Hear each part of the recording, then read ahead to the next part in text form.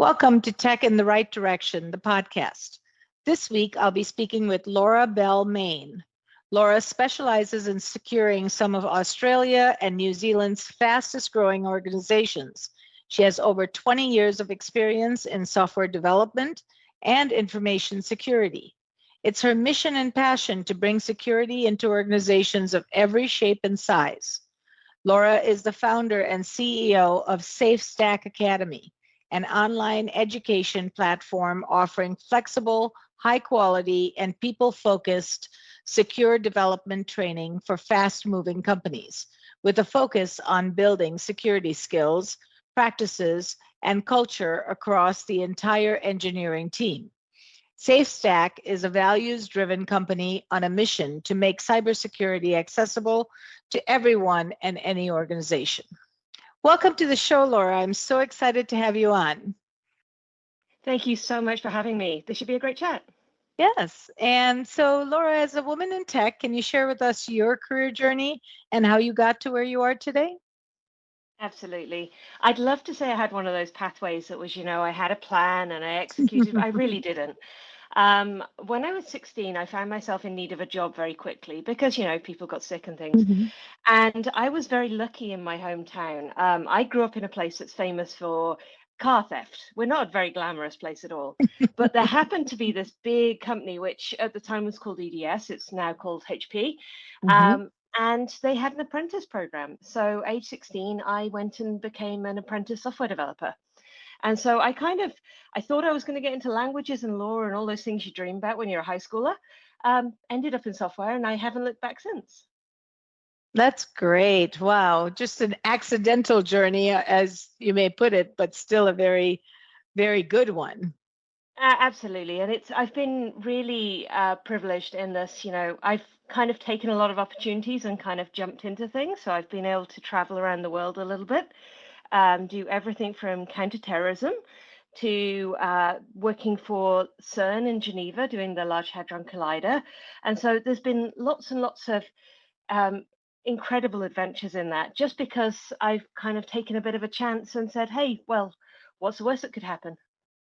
Yeah, that's great. Now you're into cybersecurity. Tell us how you got into that. Sure, absolutely. So one of my first jobs outside of my apprenticeship was with the UK government, and I was writing Java software, which it was not particularly exciting, but it paid the bills. And I found I had a natural knack, a tendency for being able to find bugs in other people's code. And my boss thought that was cute for a little while. And then he said, hey, Laura, this is nice and all, but could you stop? Or could you go and work with the security team, please? I was like, who are they? And he was like, well, they find bugs all day long. So they're totally your people. You should go and work with them.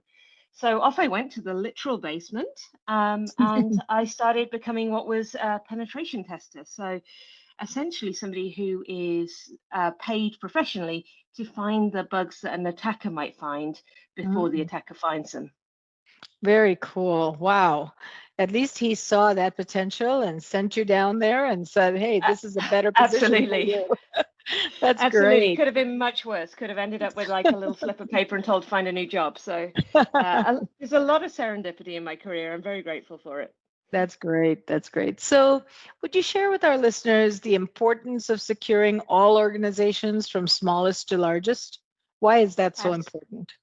Absolutely. So I'd love for you to think about the organization you work with right now. Now, most of the time, when we're focusing on security, we focus on the systems we use every day or the systems we build.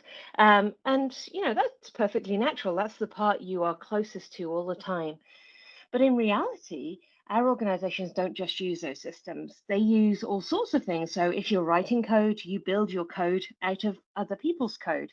It's kind of like using some form of Lego. In the wider organization, your company probably uses dozens of pieces of software written by other organizations. Some of them are really big companies you'll have heard of, and some of them are very tiny niche companies that, you'd only know what they did if you went looking. And the reality with attack is our attackers are objective focused. So they're really focused on meeting their motivation in the world, whether that's making money or political gain or just because they don't like the shirt you wear. And it doesn't matter to them what technology they're attacking, as long as they can get to that objective. So they will look at our organizations, not just the code we build and write or the software we choose, the big name stuff. They will find any pathway into an organization.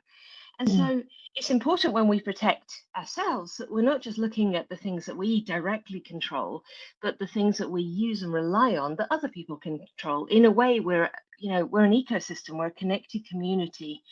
And when one of us is vulnerable, all of us inherit that vulnerability as a result. So Mhm. part of my company's mission is to help companies ranging from two-person nonprofits out of New York all the way through to large-scale international banks do security in a way that doesn't get in the way, because that way we're all a bit more secure because of those relationships. That's great. Wow. That's nice that we have somebody like you and your company to help businesses, change and be more secure, which is really, really important because you don't want to find out when you get a ransomware notice because that's pretty expensive. And Absolutely. when you said that they have a lot their own agenda that they are following, I did read somewhere, this was a while ago, that they're running their company like a business. Oh, And it's absolutely. all a negative business, but it's still a business. So they're always looking for more revenue. How do we, get to those people that we can't get to? How do we hack into their systems? All of that. And that's scary. Exactly. And, I think when I first realized much earlier in my career that, the people who are attacking us, those we call the hackers, if you will, Hmm. they're a business model of their own. I found it quite uncomfortable to start with because I Hmm. was like, well, hey, what do you mean that this is a profit-making business and that they're using the same tools that we do? They organize their world in the same way we do, Hmm. but they just don't share our moral code. But I think once you realize that, it actually becomes less personal. So it's not an emotional thing anymore. Hey, somebody is attacking me.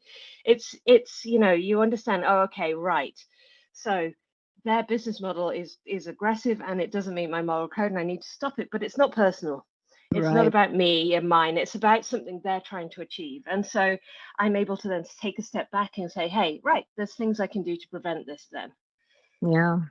So let's talk a little bit about cybersecurity. Where are we today and what are the areas we need to focus on? So my specialization is software security. So I work with organizations who typically either build software to use themselves internally or they buy software from other companies to use. Now, in my world, we're at the very beginning of software security as a whole. Only 2% of organizations at this point really know what they're doing when it comes to keeping their software safe. And that's quite sobering when you think about how many companies are building software. In Australia and New Zealand, just for example, we have 789,000 businesses who Wow. build or write software.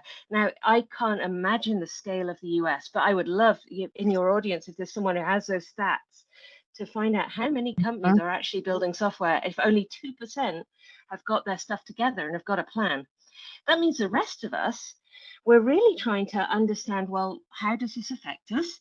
And how do we do this when we already have so much to do in our day? So, Mm-hmm. we're busy people. We're trying to build good stuff. We're trying to operate our businesses and grow. We're trying to, do whatever our mission is in the world. So in my world, the things that are going well, we're just starting out, but there's lots of opportunity.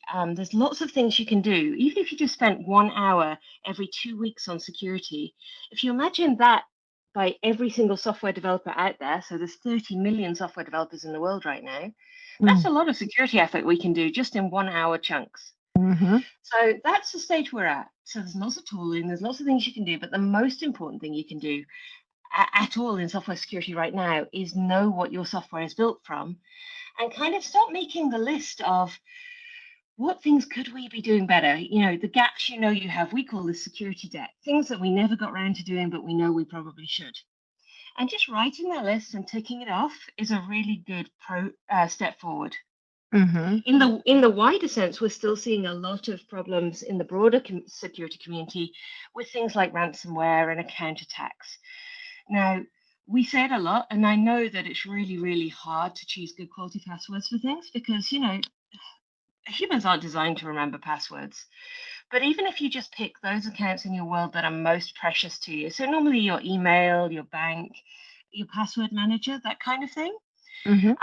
If you choose a great password for those and turn on multi-factor authentication, so where it's going to send you a code or a Mhm. password via either SMS or via an app, that can put you a long way ahead of the attackers. So Google estimates that 80% of attacks against our software, so things like our email accounts, can be stopped by having long passwords, so greater than 15 characters, and having two-factor authentication turned on.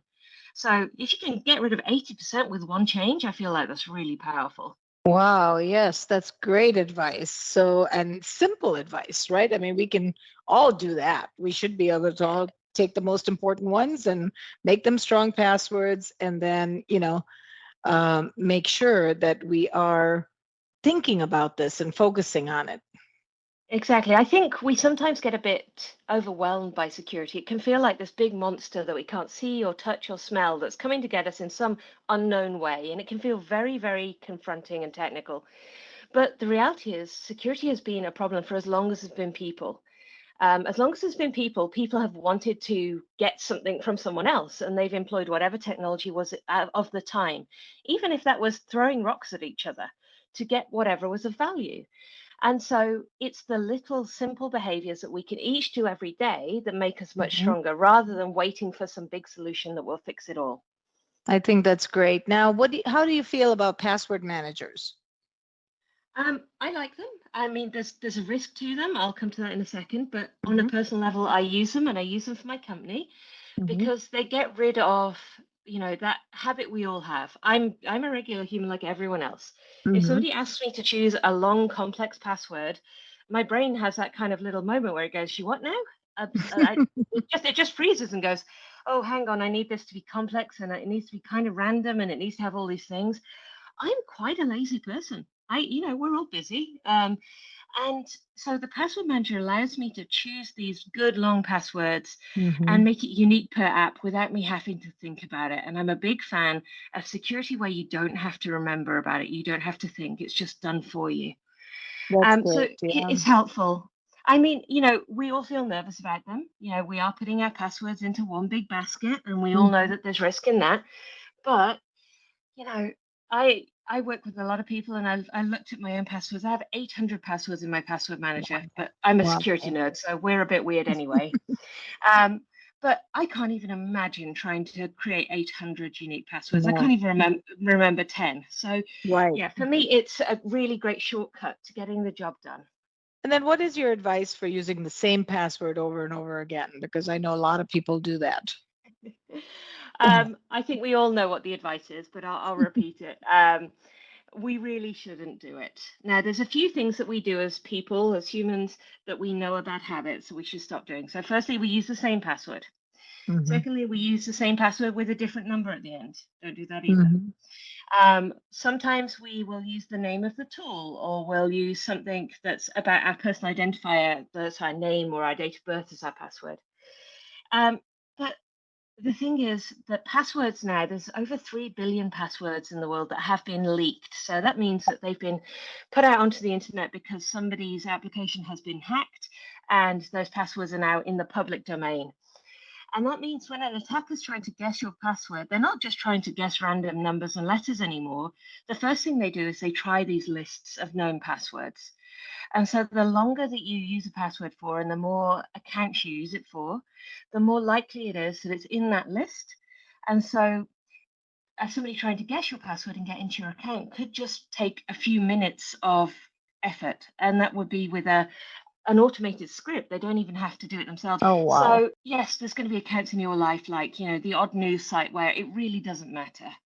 But for those key accounts, so just pick 5, the ones that it would cause you the most pain if they were attacked today, and make sure, if just nothing else, for those 5 accounts, you've got good quality passwords. I am actually going to do that. I'm Fantastic. committed to do that. So thank you for that great, great advice. That's simple and just actionable so we can go and do it right away.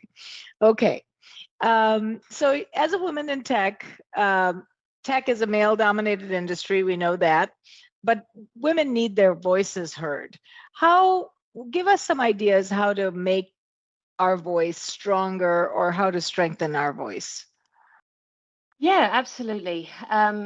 So I run a small company. There's 21 of us, and we're unusual for a security company. So this is something that we feel very strongly about. Mhm. This 70% of our team are women, and that's really Wow. unusual, and something we've been quite conscious about. Now, when I first started out, I've been doing public speaking and authoring and things for about 10 years now. And Mhm. when I first started, I think I had that same nervousness that many of us do, that imposter syndrome of, oh, well, I don't look and sound like all of the other people Mhm. in tech. And Mhm. so I spent a very long time and a lot of effort trying to sound more like other people, and particularly guys, because that was what I was seeing all the time. But now maybe I'm just a bit older. Maybe I'm a little wiser. Well, let's not jump to conclusions. But for me, I've realized that the strength of being a woman in tech is that we sound and look different, that Mhm. we often speak with authenticity and from a place of vulnerability. And not that that makes us weak, but it makes the message we share resonate deeper and connect with a wider audience. We're also often able to see the problems around us as more than just technical acronyms and how do we do this specific problem, but we can look at the causes in a lot more detail in a lot more natural way. So what I would say is to those who are starting out finding their voice in technology, if you will, it Mhm. doesn't matter which bit of tech, and it doesn't matter how technical you think you are, your voice is valid. Your voice, just as it is right now, is perfect. Mhm. And tell your story. We all connect more with a story that comes from a place of truth and honesty. And Mhm. we get as much from the lessons we share about what went wrong as what went right. So find your people, find those audiences and share. The more that we share those stories, the more natural and normal it will be for people like myself and for your audience to be part of it. And so we actually then encourage the next generation behind us. So the more we do, even if it makes us feel a little bit nervous, the stronger the future will be for all women in tech. I think that's great advice, to be authentic, to be vulnerable, and to put your voice out there, because a lot of times women don't have the confidence and then they'd rather be quiet rather than to say something. And Yeah, no matter what you're thinking, your voice is valid. You have to say what you're thinking because it might change that whole dynamic. So absolutely. I yeah. mean, how many of us have waited till, oh, I'll wait till I've got my next qualification and then I'm Mhm. qualified, or I'll Mhm. wait till I've achieved the next thing and then I'm ready. You're ready now. And Yep. the journey you're on now is just as important as the journey that you complete later. So Yes. share early and often. Great. Thank you for that great, great advice. I hope our listeners are listening and will take that to heart, because everything we have to say is valid. We have a voice. We should be included, whether it's a great idea or one that's going to start up a great idea. Sometimes just by Exactly. saying different things, that triggers other thoughts and that brings the other ideas out. So there's lots of reasons why we should speak up. Yeah, So that's great. absolutely. Great. So I know you're passionate about entrepreneurship. Tell us about your journey as an entrepreneur. Sure. I started my company 8 years ago. I'd just come back from having my first child. Hmm. She was 10 months old, and I was just coming back. I had, that serious job that you're supposed to have in, a big name payments company. I had, all of the things that look great on your CV. Hmm. Um, but I hated it. I absolutely hated it. And I think maybe there was something about having my daughter that, my tolerance for a bad job just disappeared. I was Hmm. like, no, look, I just cannot spend all of my day doing this. Hmm. Now, I had about $300 in my bank account at that point, and I quit my job. And that is not sensible advice. Please don't take that and run with it. That's a terrible idea. But, we all make silly mistakes at some point. And I decided that the way we did application security, there was some problems with it. It was very slow. And it was kind of the equivalent of walking into an organization saying, hey, your baby is ugly and you should feel bad, and hoping people would then change how they built software. And that's a terrible way to get people to change, because you start from a place of negativity. Hmm. So I started a small consultancy that grew to 11 people, specializing in helping very fast paced companies all around the world do software security with a focus on growth and innovation. Now that led to writing a couple of books and all those kind of nice things. And it was an incredible adventure. But I think it really ramped up in 2020 when COVID hit. Most consultancies, we dropped 94% of our revenue overnight. And so at the time, there were 4 of us in the team, all women, all with kids and pot plants and responsibilities. And we decided, well, we could wait for the COVID lockdowns to blow over and see how it goes and just go back to being consultants, or we could do something bold. And so in the space of 3 months, we turned our consultancy business into a product company. So we're now a SaaS company. And now we do entirely product-based education for software development teams all around the world. We're now in 31 countries. Wow. And so we've been on this incredible journey. And it's a journey I couldn't have done without my co-founders and without the wider team. And just that willingness to go, yes, we don't know everything about what we're about to do. And yes, this is scary, but wouldn't it be incredible if we tried this and it worked? So yeah, it's just been a really amazing adventure in having trust in an amazing group of people around me, being bold between us, and being more prepared to take a chance than look back in 5 years and say, I wish we'd tried that. That is so great. I'm so proud of you. That is amazing. So innovation, and I know with the pandemic, a lot of companies saw growth due to innovation. And that's what you did. You sat down and said, what else can we do? What can we change to make this a better situation? And, many companies did that, and they've seen a lot of success with that. So great job. Thank you. It's been a Yeah. lot of fun. I mean, it's Yeah. incredibly hard some days, and some days I Oh, of kind of course. wish for that standard, like, normal job again, but I wouldn't change it for the world. Yeah, 32 years as an entrepreneur for me. So I know ups and downs. Absolutely. And you can't go back. I think once you Nope. really find your groove with being an entrepreneur, it would be very difficult to go and get a normal job again. Yeah, you can't. It's almost impossible. Mindsets are very different, Absolutely. We're fundamentally unemployable, but in the good way. Yes. So we both share a strong passion for growing companies. Tell us some strategies and best practices that maybe our listeners can use if they're in an entrepreneur situation. Yeah. I think for me, the strongest thing that I've done is embrace data as a way to really understand what's working and what's not. Growing a business, particularly in those early stages, can be quite an emotional journey. You're very tightly tied to the thing you're building, and your own identity can be very closely intermingled with it. So much like, they say that, when you have a dog, you end up with a dog that's like you as a dog. Your company is like you as a company. It will take your good bits and it will take your bad bits. And that's a wonderful thing. But for me, data and using data from the business, from all of our processes, has helped me to understand which bits are working objectively. So as well as having that gut instinct you have as an entrepreneur, but being able to back that up with some data has been really, really useful. And, using automation where it's sensible to do so to get rid of the boring bits has enabled our tiny team to do so much more than we would normally. So find the boring bits of your company, or the bits that are really kind of repetitive and processy, where you really need to make sure you get it right every time. And then automating that has been so key to doing a good job, but doing it at a scale that we don't need to hire another 50 people to contend with. I think those both are really key pieces in business. When you talked about data, when I first started many, many years ago, it was 1991. And, a lot of the decisions I made was from my gut, hiring people, firing people, making decisions about growing the business, all of those things. And then a few years into that, I realized that data is king. It is so important, right? So we started looking at data, and it was so powerful for us to make decisions on real information. Who are our customers? What industries do they come from? Where is there any pockets in any states that were doing more business than others? Is there any industries like that? So we could capitalize on it. And it was so powerful. So I think, managing with with data is very, very important. And I love the automation piece because a lot of people get caught up in busy work and they don't think about they're not revenue generating then.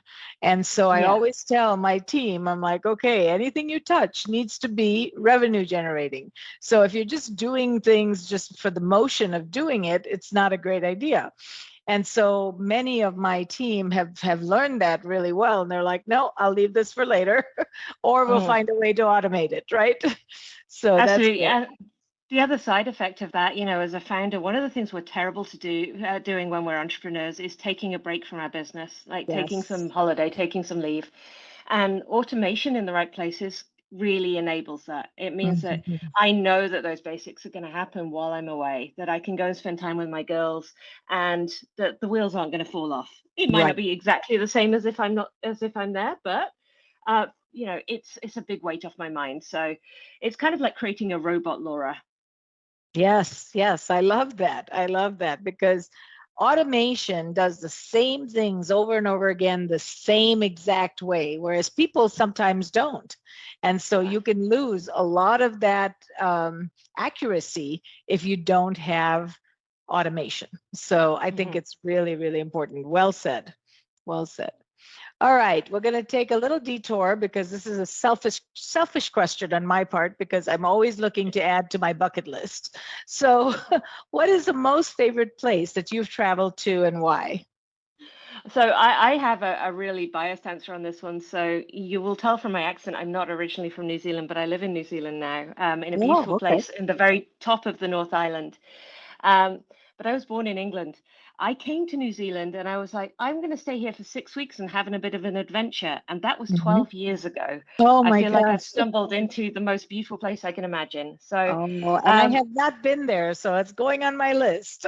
yeah, it's like visiting a geography textbook. We have subtropical areas, we have places with glaciers and fjords and lakes.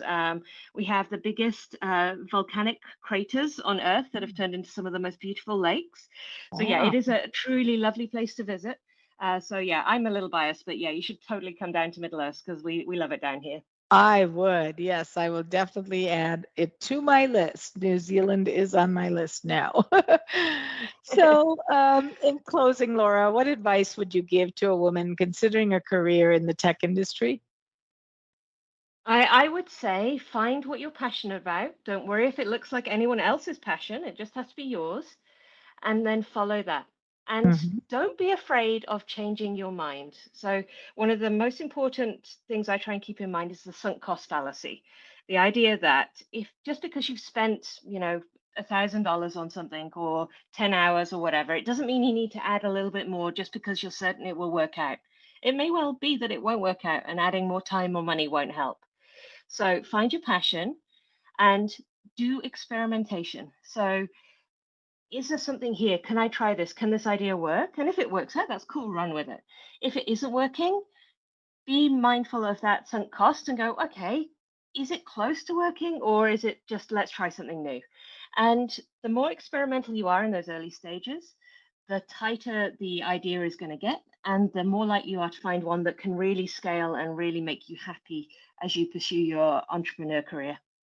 That's great advice. Passion drives people, and it doesn't feel like work when you have passion for what you're doing. I have a lot of passion for what I do, and for 32 years, it has never felt like work. It was a joy to get up in the morning and go into work.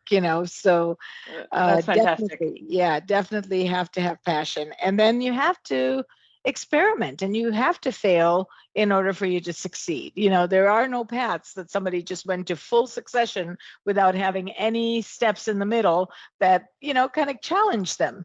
So I think that's really, really important. We crawl before we walk, before we run, same idea. Absolutely. No, that's great, great advice. Laura, this was such a pleasure and an honor to have you on the show. Can you share with our listeners how they can get a hold of you? Absolutely. We're on a bit of a mission, and I would love to share this with your listeners. Sure. So, Yes. we are giving away free, no credit cards, no tricks, no gimmicks, free secure development education to any organization worldwide who would benefit from it. So you can come and take courses, do some qualifications, and start securing whatever software you're building or using with no tricks. And that for me that's my reason for being. I want to That's make sure that we huge. create this team of 30 million developers. Now, that also includes basic security awareness training. So if you want to train your wider team. Now, you can find that online. Like I said, no credit card needed at safestack.io. And you can just sign up and get stuck in. And so I would also then welcome any stories. So if any of your listeners do sign up and, they come and learn something, share your stories, share what you've learned, share what you're doing, because the more visible we are with security, the better. That's amazing. I will definitely encourage everyone to take these classes because that's how we learn, that's how we grow, and then share your stories back with others so that they can learn and grow as well. So this is great. Thank you so much, Laura. It was such a pleasure and an honor to have you. Thank you so much for having me. Thank you for listening to Tech in the Right Direction. Please take a minute to subscribe or follow so that you never miss an episode. Also, don't forget to like, share, and comment. Thank you. See you next week. From IT skill enhancements to end-user adoption training, Directions Training is your resource to help optimize the effectiveness of your technology investments. Over 500,000 students have taken advantage of our wide selection of technology and business training solutions covering the most popular applications today, such as Microsoft 365, Azure, Windows 10, and more. As a podcast listener, we invite you to take advantage of an exclusive offer.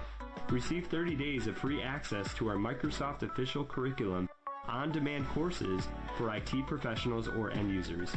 Visit us at www.directionstraining.com/podcast to claim this offer today. Hurry, this offer is only available for a limited time. Success is a journey. Ask for directions.